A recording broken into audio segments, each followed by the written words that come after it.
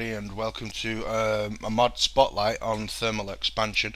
The thermal expansion mod spotlight that I'm going to be doing today is the version that is in the mod pack, the Unleashed mod pack that is inside the Feed the Beast launcher. So we'll go straight into the mod spotlight because there's a lot of items in this mod.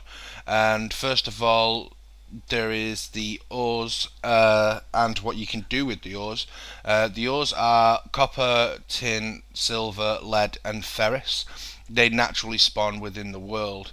Then after you've processed them, you can get the dust, the ingots, and then the blocks as well. Also, what thermal expansion puts into what you can do is you can make electrum and invar. To make electrum, you need to get gold dust and silver dust. And to get invar, you need to do 2 iron dusts and 1 ferrous dust. This is a ferrous right here. So once you've done that, you get a blend, electrum blend, and you get a invar blend. So they're the ores and what you can do with them. So straight on, like I said, there's a lot of items in this mod pack, and I really do want to try and cover all of them. So straight on to power. Power wise, thermal expansion puts in 2 engines. It puts in the steam engine and the magmatic engine. The steam engine, to start off with, is basically what you do with it is you put coal in this bit here, and you put water in this bit, and then it will then start making you power. It does have an internal buffer. If we go into this tab here, its max output is 4 Minecraft joules, and it can store up to 4,000 Minecraft joules. So this is the steam engine. To make the steam engine, we go into here, you need a copper gear, a piston, another copper gear, a redstone transmission coil, and then 3 copper at the top. And I've done that recipe wrong, and I've probably done that one wrong as well. So this is the magmatic engine.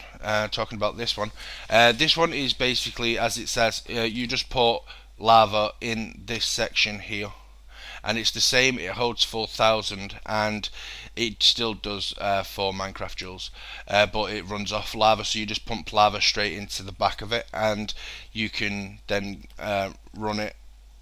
If we go straight into the recipe, it's invar gears, a piston, a redstone transmission coil, and then the invar at the top. To make all the gears are basically the same recipe, apart from the outer 4.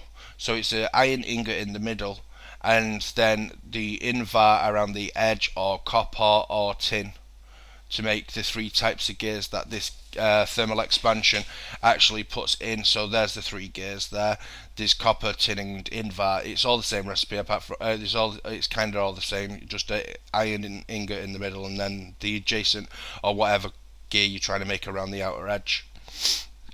So straight on to tanks. The tank, and the only tank that this mod puts into the game, is the portable tank. The portable tank is basically, if you get a crescent hammer, which I will show you the recipe later on for the crescent hammer, you can pick it up once it's full and carry it around with you, and then replace it down, and it's really good in that way. So if you found, say, if you've got Buildcraft installed and you found an oil geyser, you could set up these portable tanks, fill all your portable tanks up, and then transfer everything back to your base. And to make this, you need tin in the middle and 4 hardened glass on the outer edges. They really are good. I like these tanks. So going on, which is this power cable, which is called the Redstone redstone conduit. So the redstone conduit is basically hardened glass and then the electrum on the outer edges. We learnt before how to make electrum. So what you do is you make this, and then this is empty. This bit which I've just destroyed, that is empty. Once you got to do, after you've made that, you got to go put it in one of these machines right here, and you fill this up with this liquid transposer up with redstone, and once you filled it up with redstone, you put the empty casing here. It will fill the empty casing with redstone, and then it'll drop down here, which will then give you your next version of this, which is this one here, which is the power cable. So straight on to liquid pipes. Liquid pipes are a bit different in thermal expansion. You've got this pipe which is called the liquiduct. The liquiduct is made by copper and hardened glass in the middle, and what you do with it is basically you can transfer liquids. It's really easy. Basically you just got to make sure that that little thing that changed there is open. That means it can then basically pass liquids through, and the solid one is it's closed. So if you do that again and then hit that one, then that tank will fill up. That's how you use them pipes. But this one, like I said, as soon as you built that there, you've got your pipes. Make sure you put a redstone signal at the bottom of it so it can transfer it through. So straight on to hardened glass, because we've been mentioning the hardened glass through the last three, I believe, the last three. So you need pulverized obsidian and pulverized lead, or a lead ingot. So what you do is you get an induction smelter, you put it either there or there, and then you will get your hardened glass in this section here. And that is hardened glass. Hardened glass qualities are, if you get a wrench, you can pick it up. So if you place those windows down and you didn't want them in that location, you can always remove them and then you don't lose them, like if you was using, say, vanilla glass. So on to something that you're going to be needing and making a lot of, because this thing here, which is called a machine frame, you actually use in all of the machines in thermal expansion. So you will be going to have to making a lot more. You're going to have to be making a lot of them. It's gold in the middle, glass on the outer edges, and then iron ingots in the corners. Once you've done that, you'll have your machine frame. Make sure you make a few of them, and then you put them into the recipes for the machines which are on the other sides of this wall, which we'll get around to soon. So this is the next one. This is a three-parter because it's three different stages of making this last one, which is a redstone energy cell. It holds quite a lot of Minecraft joules.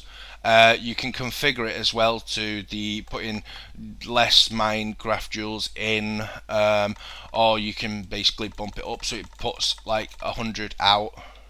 It's really good thing for if you say you're going to be running a quarry or anything else. It's absolutely amazing. To make a redstone energy cell, what you need is this thing here, which is a redstone frame.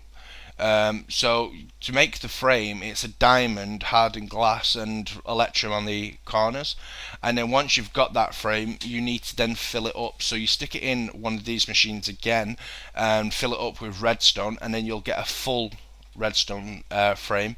And then to make the red energy cell, stick it in the middle, put 3 in electrum around it, a redstone coil at the bottom, and lead on the outer in the bottom corners, and then you'll have your red energy cell, and that is the red energy cell.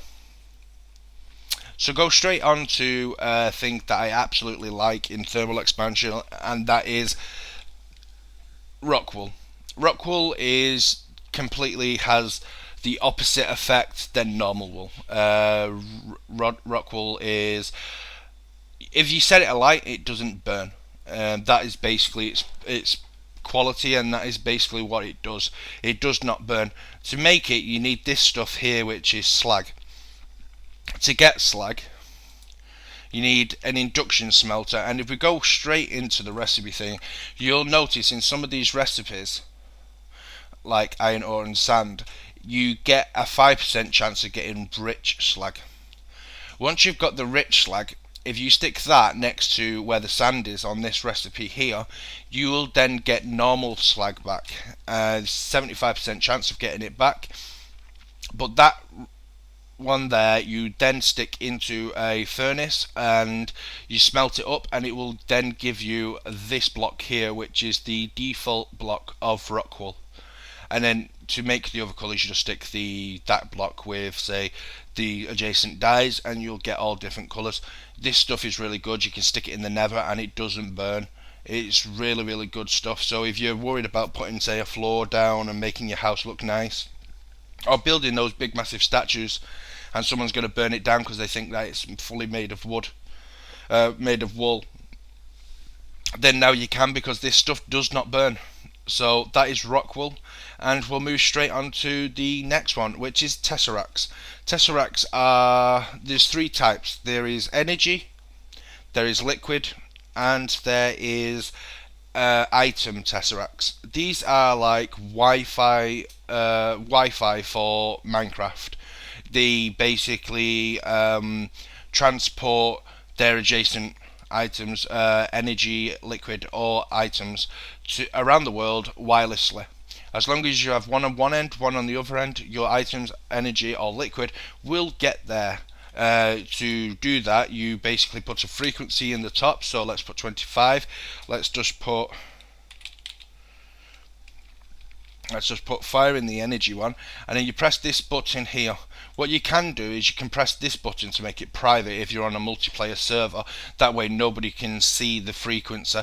If you're setting it up for the first time and you're setting it up to your main power source, which is creating the power, you're going to have to send it to set power only.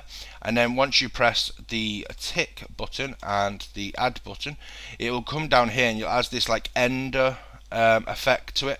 That's saying that it's active. So now if you've got another one of these and put it, say, over here, if I go to private frequencies, you see how it pops up there, then I can then set that to receive power, and then that could then power my quarry or whatever. But if you've noticed it lit up, that means it is working. Same with all the other ones. To make it, you say it's exactly the same as the redstone energy cell. It's in 3 tiers. You need to make a frame, unattuned, and then the adjacent tesseract. So to make the frame, it is a diamond. And then the hardened glass, and then the tin on the outer edges. And then you get the empty frame, and you need to make an unattuned one, which is this one, which has got the ender liquid inside.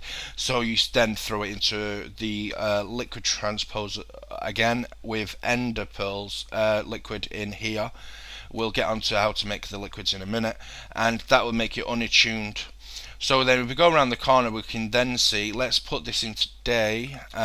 We can then put it into the recipes, the adjacent recipes for the actual items. So we'll start with the energy one first. The energy one is lead, tin, and electrum, unattuned tesseract, and then the redstone reception coil at the bottom. And that is how you make the energy one. And then the next two are this item here, this servo. You need a servo, the tin, the lead, the tin, the silver, and the copper, I believe. Let's just make sure I haven't messed that up. Yeah, you need the tin, the silver, and the copper. And then on the item tesseract, you then need to do the tin, the silver, and the tin at the top instead, with the unattuned tesseract and the servo at the bottom. And that's how you make all 3 tesseracts. These are really, really good, so you don't have to run that wiring around. They are good, and you can, if you've got 2 bases and they're quite far away from each other, or you are running a quarry from Buildcraft, At least you don't have to have all those wires going all the way around. It is really, really good. I really do like them. So after that, we basically get straight onto liquids, which there's 3 liquids that thermal expansion puts into the game, which is liquid ender, liquid redstone, and liquid glowstone. The liquid glowstone, the liquid ender, sorry, let's start with this one first, has an amazing quality to it. You can get it in bucket form, so once you've put it in, you can then get it out with a bucket. You can place it within the world, and if you then go near it, it will then teleport you away. So that is liquid ender and liquid redstone and liquid glowstone. Liquid glowstone does have a good quality. I think the redstone actually just makes you ill. No, it doesn't. It doesn't do anything. So this is the liquid glowstone, which if you break this piece of glass and then we allow some out, you will notice that it's floating up. And that will just float up until we can't see it anymore, and it just carries on going. So please don't drop it on the floor by accident, because you'll make a mess. I mean, especially if I broke all this glass here, it basically would be a big massive mess. It also gives you a buff, I believe. Let's just see what the buff is. There we go. And there we go. You see, that is going to take some time to disappear, but it does float up and it'll carry on going until we can't see it. The reason why you need to make this stuff, and to make all the liquids I'll go through in a minute how you make them, you basically need it for the lamps in the game. These are the lamps, they're called Illuminators. To make Illuminator, you need to make the Illuminator frame first, which is quartz, redstone, tin, and then the 2 hardened glass either side of it. And then you stick that frame into the item that we had back there, which was the liquid transposer. Make sure you put liquid glowstone straight into the bar at the side where you've been putting all your other liquids, and it will fill it up with the liquid glowstone. And that is basically that. So we'll go on to tools next, which there's 2 tools. You would have seen me using this, the crescent hammer. The crescent hammer is made by iron and tin in the middle, I believe. So that is the crescent hammer. No, it's silver, sorry. It's iron, and silver and iron. And that is the crescent hammer. Make sure you make one of these. You're going to be needing to change all the positions, or pick up tanks, or pick up tesseracts. You can shift click on these and you can pick them up. So yeah, it is a good item to have. And the other item that it puts in the world is this, which is the multimeter.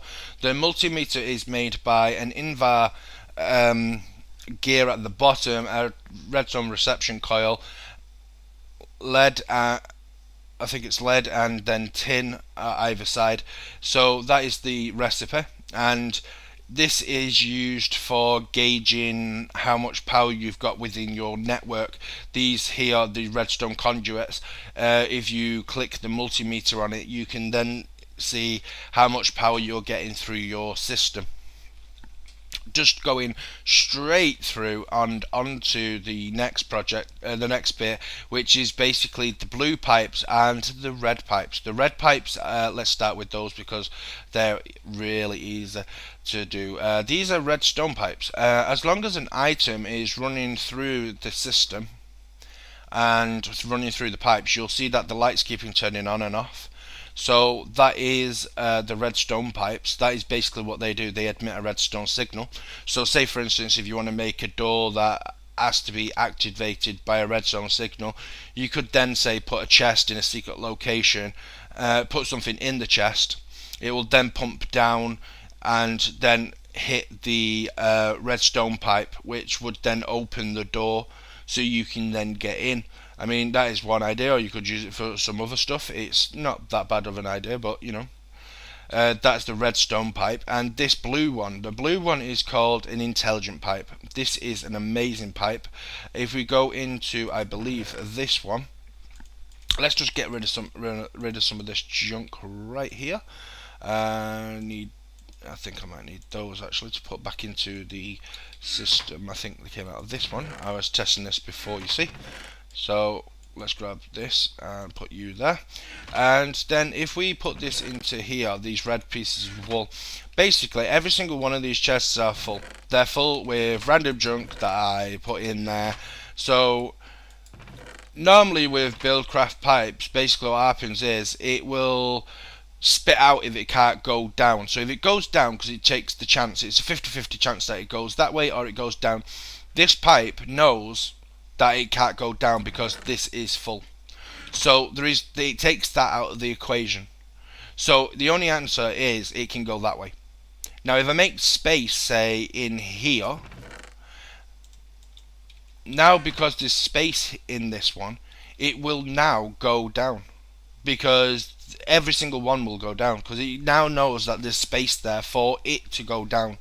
So if I then take that away, so now it's full, everything will then always go to the end where there is space.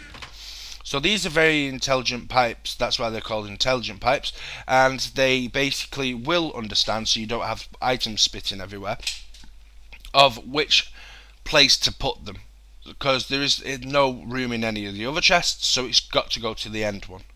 So you won't have all your items spitting out everywhere, and it saves a lot of time and hassle coming back to your base and seeing, you know, everything that you've mined up or quarried up, you know, basically destroyed and spat everywhere and despawning on you. So yeah, I would use them. So going on to the machines, there's a fair few machines which thermal expansion puts into the game. The first one is a power furnace. This is the power furnace, this is its GUI. So this is, its max power is 2 Minecraft joules. It's got a stored energy section which can hold 2400 Minecraft joules. So basically you can use this as a normal furnace, but basically it works without coal. It uses power instead, so it is an upgrade from the vanilla coal one, vanilla furnaces. Really good machine. To make it, it is copper, redstone coil, reception coil, and then the machine frame, 2 bricks, and a redstone at the top. And that's the power furnace. And basically most of the all the recipes apart from the last couple at the end and that one there, actually this one included, all the recipes are kind of the same, it just changes just a tiny bit. So the next machine is the pulverizer. The pulverizer will get an ore that you've mined up or quarried up, depending on which one you're doing, and it will go put it in here, which will then pulverize it down and it will turn it into a dust. So either obsidian, iron ore, put it straight into there and it will then give you double back. So if you put an iron ore there, it will give you 2 dusts back, and that means 2 ingots. So you're doubling your ores eventually, which is really, really good. So to make this item, you need the normal copper, and the redstone reception coil. The redstone reception coil is quite easy to make, actually. The redstone reception coil is made by redstone, and gold. There is some other ones as well, like the transmission coil, which you need a silver and redstone, and then there's one more, which is the conductive coil, which is this one, which you need electrum in the middle and redstone, and the last one, which is the this one. Oh, I pressed the wrong button there. Which is iron, redstone, and 2 pieces of glass, and that's made you the servo. So that is basically those what you can make with them. You're going to be needing to know them recipes, and let's just turn it to day again. So to make that, you need the 2 flint, machine frame, which we learned earlier how to make, and a piston at the top. Going on to the sawmill. Now the sawmill is really, really good, especially if you're just starting off into the into your Minecraft world. basically it doubles the wood production that you are getting. So if you chop down one tree, normally you get a few planks. This will turn an entire tree into a stack of planks instead. So if you put, you can also do it with beds and note blocks. Basically anything with the wood inside it, you'll get the item back, and you've got a 100% chance to. You made too many beds, throw it in here. So it does have a good chance of giving you items back. You can see through all these recipes. I mean, you made too many signs, throw it back in, it'll give you it back, including your doors, pressure plates, jukebox. If you find one, you can throw it in, get 8 pieces of 8 planks back and a diamond back. Everything really. It's really good. And made too many tools. And there you go. These are your logs. You get 4 planks back off 1 log, which is absolutely amazing. You also get this stuff here, which is sawdust. The sawdust, you basically stick in a crafting table, and you put it in this pattern here, and it makes you compress sawdust. Now that compressed sawdust you basically then stick into a furnace, I believe. Let it just load up. Yep, you stick it into a furnace, or put it into a powered furnace, and basically you can turn it into charcoal. The other thing that this mod pack does is it gives you a chance of getting wood chippings. Wood chippings you can turn into paper. So once you get your wood chippings, if you get some, just stick 3 wood chippings in a straight line across the top, just like this, and you'll get 3 pieces of paper. So it is a good item to have. It does work out for you. To make it, you can make it by using a redstone reception coil, 2 pieces of copper, a wooden plank, 2 wooden planks, a machine frame, and an iron axe. Going straight on to the induction smelter. The induction smelter is basically an amazing item. This is what I use mostly because it is a really good item. Going into the recipes, it can basically make you nether brick, it can make you hardened glass. It does have a lot of recipes, and it can smelt your ores for you as well, which is good because it does basically give you 2 ingots back. So I mean, what you could do is make one of these and then not make one of these and one of these, but that's up to you really. But to make this, you need a redstone reception coil, 2 copper, 2 invar ingots, and machine frame, and a bucket at the top. Every single machine and in thermal expansion does have the recipe thing, so you can always click on it to get the recipes if you get stuck. So going on to the next one, which is the magma crucible. The magma crucible is basically you're going to be using it mainly for redstone or ender or glowstone.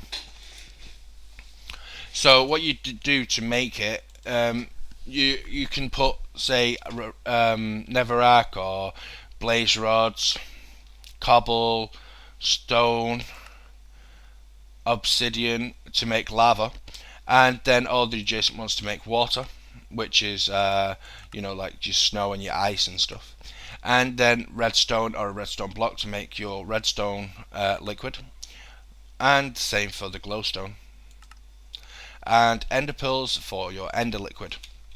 You smelt that down, pipe it out over to the machine that we was talking about before, which is the liquid transposer, and then you can then make your tesseracts, or you can make your red energy cells.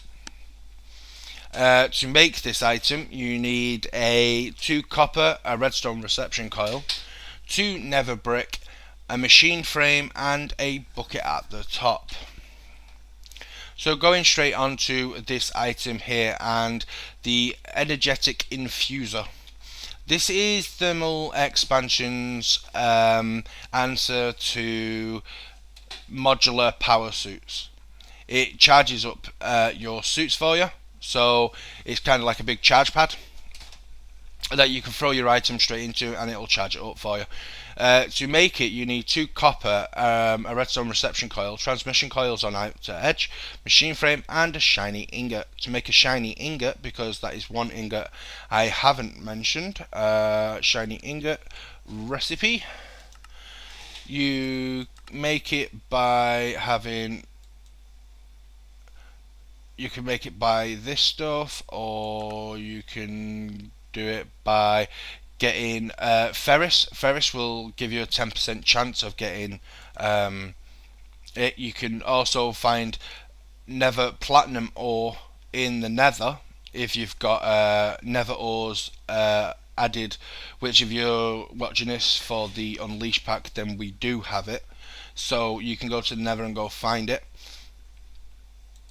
Or you can basically get some of this stuff, which to get this stuff you get it from bees, platinum bees, but most of the time you'll be getting shiny ingots through another form of smeltering, like through the induction smelter. So to go straight on to the liquid transposer, which we've been talking a hell of a lot about, to make it, it's copper redstone reception coil, 2 pieces of glass, a machine frame, and a bucket at the top. You pump your liquid straight into one side, and all of the machines have this configuration right here. Basically, you can configure which side your liquids come into and where the items go out to basically clear it off so it doesn't have this. Shift click and it'll all go away. Then you can then preset yours. So if you've got a magma crucible, say on this side here, and you want your liquids to come into, you need to turn it to blue. And if you want your items to go out, then turn it to red on the other side. That is basically, all the machines have that feature added. So straight on to the clay precipitator. The clay precipitator basically will make you your snowballs, your snow blocks, and your ice blocks. All you need to do is pump some power into the machine and make sure you've got water all the way up to the top, and it will then continue doing this for you until you tell it to stop. If you only want to use it now and again, I would suggest you use this, which is the redstone control panel, control section, and put it to this one, which is high frequency. That means you would now need to put a redstone signal to it to actually make it work. So say if we put a lever on it and it was powered up, it basically would not work because it needs you to flip that switch to make it work. This way you don't make too much and fill up your chests with a load of snow, ice, or snowballs. To make it, you need the copper at the bottom, the redstone reception coil, 2 stone blocks, a machine frame, and a piston at the top. Right, straight on to the next one, which is the ignis extruder, which is completely the opposite from this one. This one will make you cobblestone and obsidian, so you don't have to go down the mine and basically fall in lava trying to get your obsidian to get that nether portal up, so you can make it through this. As long as you're pumping in lava and water, it does not need power. It will then make you your item. The only way you can get around not pumping items into the ignis extruder is if you're building the first one, which is cobblestone. You get that for absolutely free. All you need to do is put a tiny bit of water and a tiny little bit of lava in here, and it will make you the cobblestone for free. But once you get onto the stone and the obsidian, it will start using that interface, the stored up lava and the stored up water to make those items. Just remember that, guys. So to make it, you need a servo at the bottom, tin, two glass blocks, a machine frame, and a piston at the top. So going straight on to the aqua accumulator. The aqua accumulator is an amazing machine. It does not use power. It basically, in this state right here, it basically is creating water for free. It's just collecting it from the atmosphere. So but you can change that fact. If you put, say, water here and here, let's just break that, and it's got water there, and this will make lots more water a lot faster. To make this aqua accumulator, you need tin, a servo at the bottom, 2 glass blocks, a machine frame, and a bucket at the top. So going on to the last one, which is the cycle.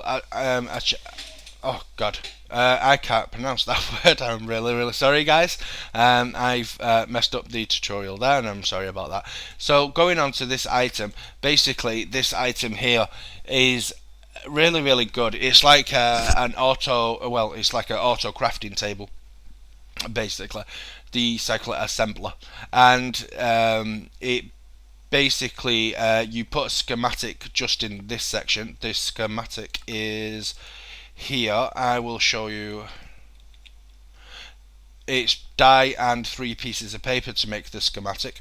Once you've got the schematic, you put it in this section right here.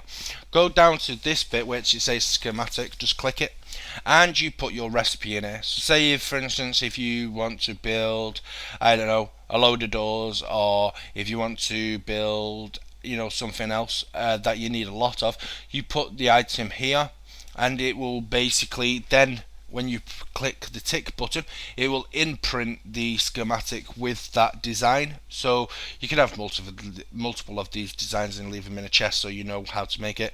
As long as you pump the item straight into this section right here, it will then automatically make you that item. This bit here is some of the recipes within this cycle assembler does need water. So just remember that in your head, guys. You know, it does need water sometimes, so maybe you could pump water in just in case. Some recipes don't, some recipes do. I don't know, maybe it might be a bit buggy, but I'm not too sure. But yeah, it's basically, that is the cycle assembler. So on a recap, that is thermal expansion, and we went through, I think I went through everything we've used, and basically that is the mod itself. So from me, let's just go into this view. From me to you, thank you very much for watching. I hope you enjoyed the video. Please subscribe down below, make comments down below. I'm sure as always you guys will probably make the comments down